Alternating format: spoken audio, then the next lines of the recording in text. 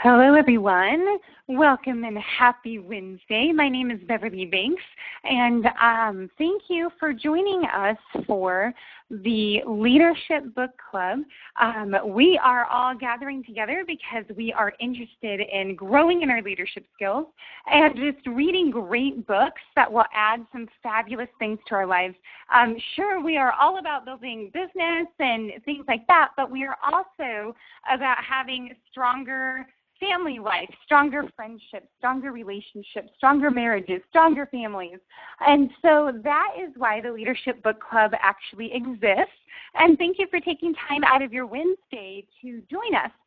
So the book that we are starting today is called QBQ, The Question Behind the Question. And the reason why we thought this book would be really relevant to ourselves and everybody else is because it tackles one of the biggest problems that I have when it comes to personal responsibility. And that has to do a lot with the questions that we ask ourselves when we are in the middle of a situation that is not working out quite the way that we would expect it.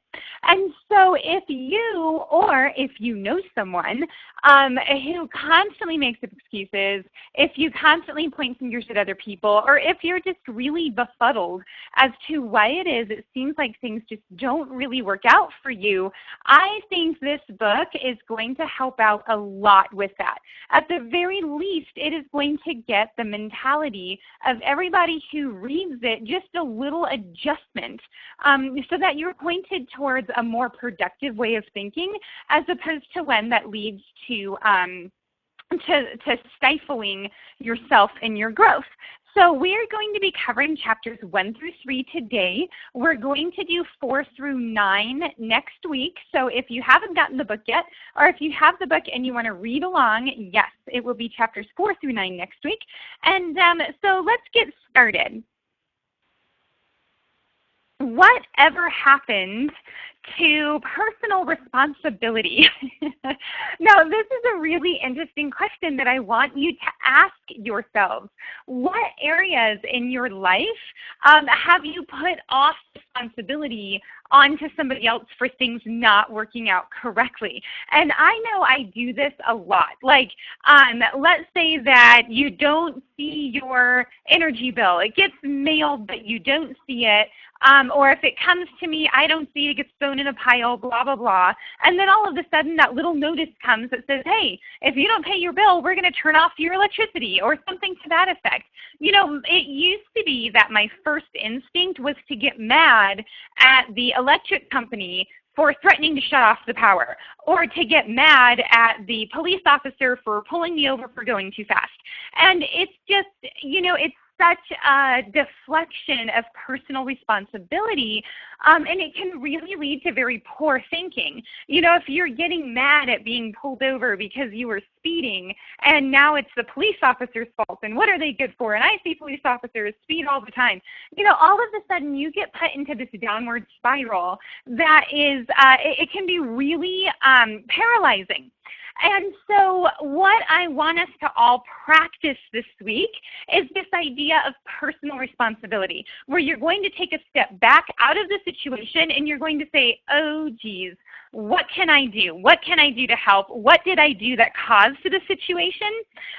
Because when you ask those questions, all of a sudden you're going to start coming up with some fantastic ideas. So let's talk about the tale of the waiter. This was actually covered in chapter 1. In chapter 1, the author actually goes into an eatery. He's in a restaurant, and the restaurant is very, very busy. So he takes a seat up at the bar area. He just kind of squeezes in, and nobody helps him for a while. So a server comes by who's very, very busy, you know, empty dishes in his hands and the whole 9 yards. But he notices that the author has not been helped yet, you know, the author just being another customer, you know, another person in a long line of people who need to be helped. But the waiter actually pokes his head around and, you know, asks him if he's been helped. And then he proceeds to fill the author's order, even though he was outside of his own section.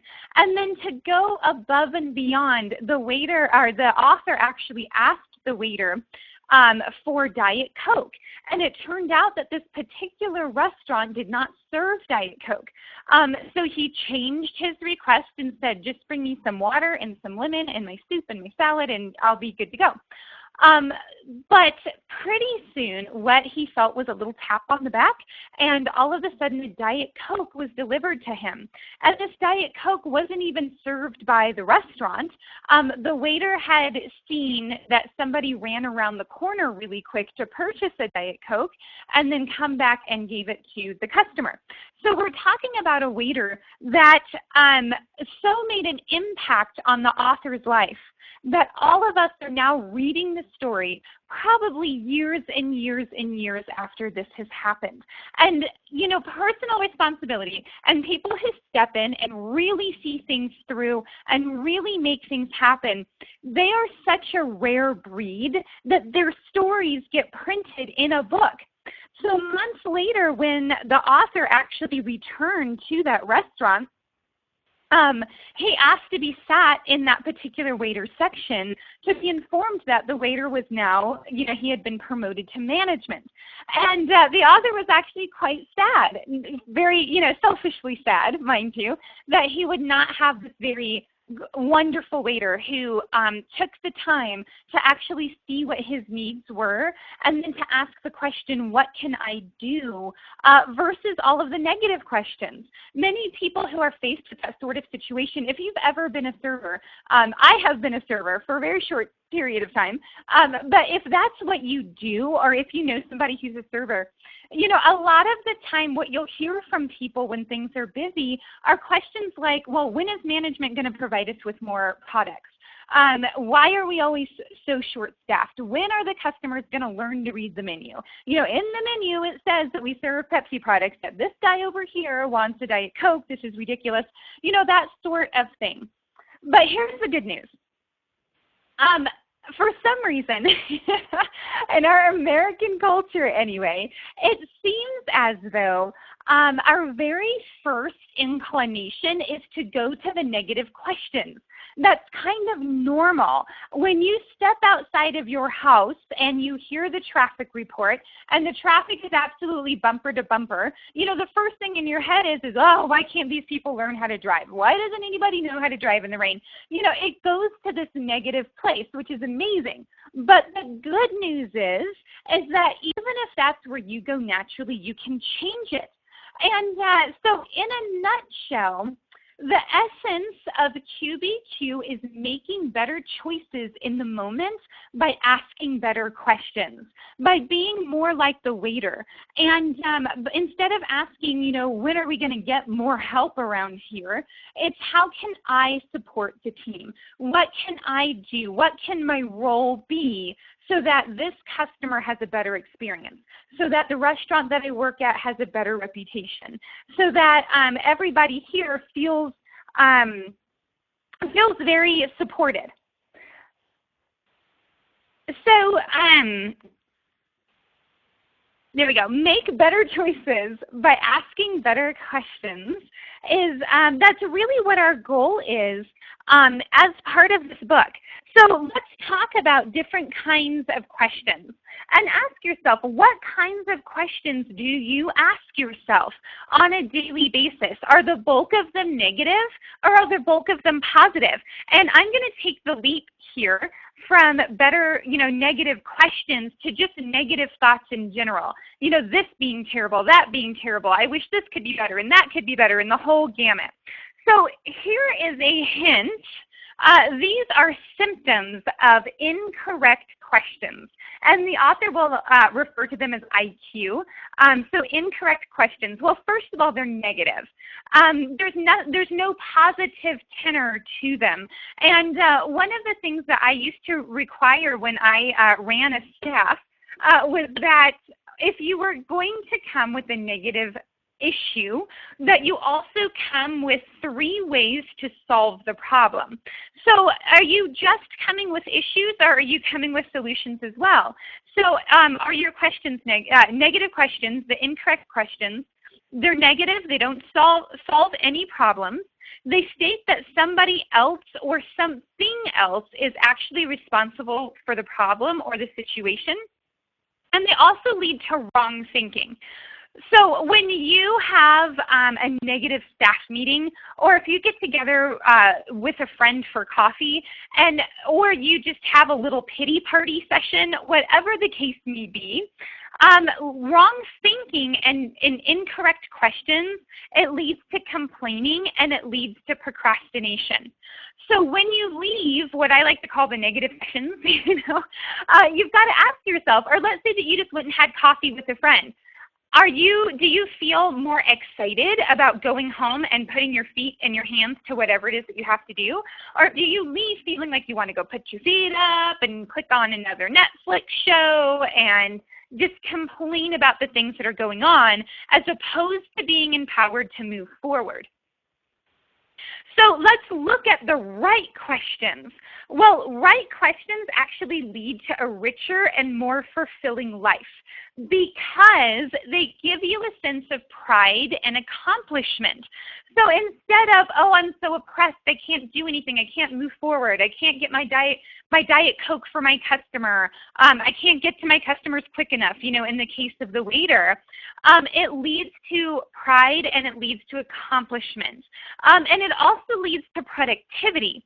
And there are several psychologists that will tell you that one of the keys to breaking depression is actually productivity. When you are doing something to move yourself towards your bigger goal, that gives you a sense of pride, it gives you a sense of accomplishment, and that in turn it's going to lead to productivity and lead to a richer and more fulfilling life, as opposed to the complaining and the procrastination that at the end of the day you go, oh my gosh, I can't believe that I didn't do anything. And the next day, everything that you hadn't done the day before just compounds. So here are the guidelines for correct questions. Well, first of all, they begin with the word what or how, as opposed to why. Why can't I get the things that I need? When or who? Who's responsible for training me? Who's responsible for this mess? When is this going to get cleaned up? Those are the negative, the incorrect questions.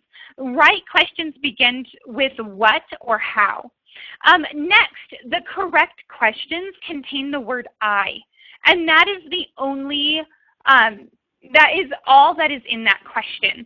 So it's not they, it's not them, it's not we, it's not you. Everything that's in a correct question points to me or I, if you will. Then it will also focus attention. So instead of asking, when are they going to train me, you can ask, when I want to start training, what can I do to find training materials? So you take those questions and you flip them around. It's a little bit of a skill, but this book is going to help us to do that. So this is what I like to call the golden correct question. And if ever you have a negative question or an incorrect question in your head, and you are struggling with how you turn this into something positive and production, production filled, the question that you can ask is, what can I do? Okay? What can I do? What can I do to help? What can I do to solve this issue? What can I do to find training? If you just start with what can I do, it leads to a path that is so much more positive as opposed to the one that is a lot more negative. So here's what I want you to do this week. Here's the big goal that I want you to walk away with. Last week, what we did was we looked at our goals and we wrote them down, the goals that we had for our teams. And my team, we came up with some pretty lofty goals. I mean, to produce 20 silvers in 8 months, that is going to be amazing. And it's going to take a lot of focused, positive energy. So look at your goals, and what the first thing that I want you to do with them is I want you to feel the pride of accomplishing them. So look at all of them. Look at your business goals, your personal goals, your goals with family time and friends and kids, and your fitness goals. Look at all of the goals that you have for the next 8 months between now and the end of the year.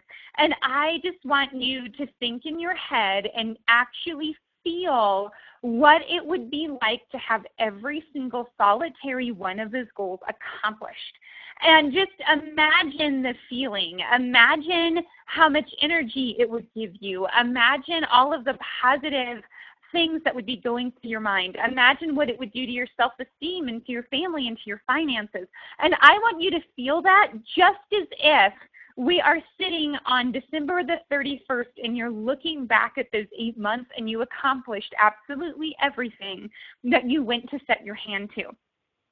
And that from that really positive place, I want you to look at the obstacles that you wrote down. And if you didn't do this last week, what you need to do first is write down the goals that you have for yourself for the next 8 months and be specific. So if you are, charging into your Young Living business and you're going, okay, what do I want to produce? How many golds, diamonds, silvers, executives, senior stars, new customers, how many of those do I want to produce? And does my team want to produce over the next 8 months?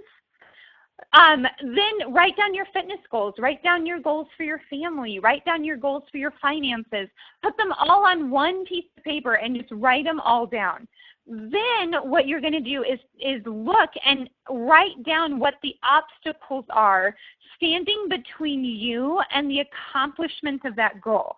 So, and it could be something, get all of those negative thoughts that roam around in your head out and put them on a piece of paper.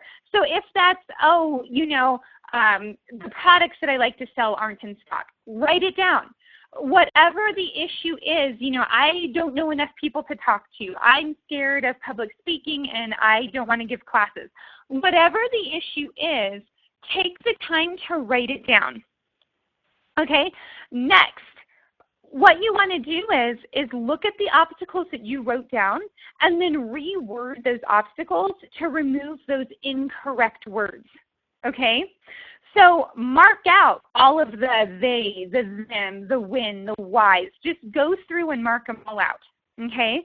Next, you're going to look at them and ask yourself, what can you do to knock out those obstacles? What can you personally do?